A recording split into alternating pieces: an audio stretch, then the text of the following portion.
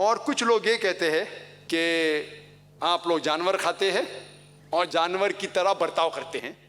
तो मेरा जवाब ये मुख्तसर सा जवाब, वक्त कम है, बिल्कुल सही। आज की साइंस ये कहती है कि जो भी आप खाते हैं वो आपके मिजाज के ऊपर असर करता है। ये साइंस का लेटेस्ट डिस्कवरी है। जो आप खाते हैं आपके बिहेवियर के ऊपर उसका इफेक्ट होता है। तो वो कहते हैं गैर मुस्लिम आप जानवर खाते और जानवर की तरह बर्ताव करते। तो मेरा जवाब ये है कि हमारे इस्लाम में वो जो खतरनाक जानवर हैं, शेर, चीता, शेर बब्बर, जो एकदम वायलेंट है, खतरनाक है, वो खाने की ममानियत है, अलाउड नहीं है, प्रोहिबिटेड है।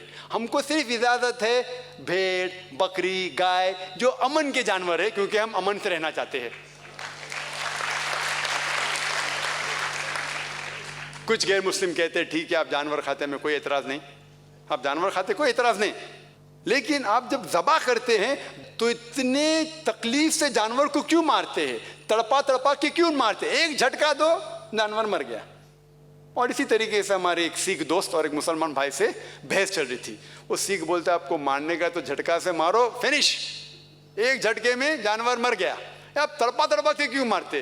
तो अपना मुसलमान भाई जो उसके जहन से उसने जवाब दिया, उसने कहा कि आप लोग बुज़दिल है, आप लोग पीछे से वार करते हैं, हम मर्द के बच्चे आगे से वार करते हैं। ये जवाब सही नहीं है।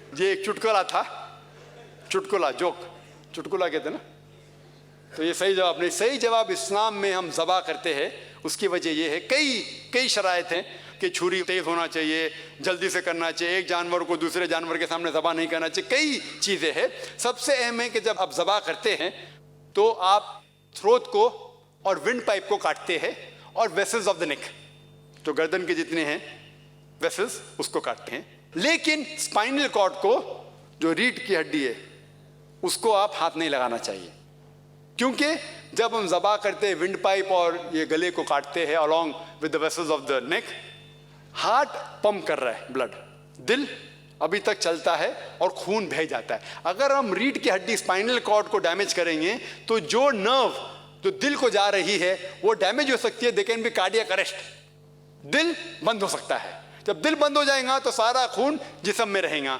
तो एक ज़रूरी चीज़ है कि जब हम ज़बा करते हैं तो ये जो विंड पाइप को काटते, थ्रोट को काटते, वेसल को काटते, और दिल अभी तक के खून को पंप कर रहा है बाहर। हमारा मेन मकसद है कि खून जानवर के जिस्म से बाहर जाए। आज साइंस ये कहती है कि खून is a good medium of germs and bacteria.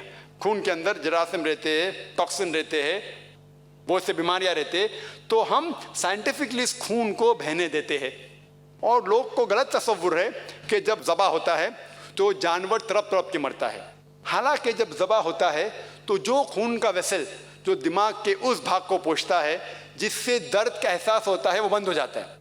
तो जानवर सुकून से मरता है, उसको दर्द का एहसास नहीं होता है, क्योंकि खून जो दिमाग के हिस्से पे जा रहा है जिससे दर्द का एहसास होता है वो बंद हो जाता है। मैं ये जानता हूँ कि जानवर तड़प तड़प के मरता है, वो तड़पता है दर्द की वजह से नहीं, क्योंकि खून कम होने की वजह से scientifically muscles contract and relax. खून कम होने की वजह से वो मसल कॉन्ट्रैक्ट करते हैं और रिलैक्स करते हैं, इसीलिए जानवर तड़पता है, दर्द से नहीं। हालांकि झटके में कई बार जानवर 2, 3, 4 घंटे बाद मरता है और बहुत दर्द के साथ मरता है। तो इस्लामिक तरीका स्लॉटरिंग का एकदम सही तरीका साइंटिफिक है।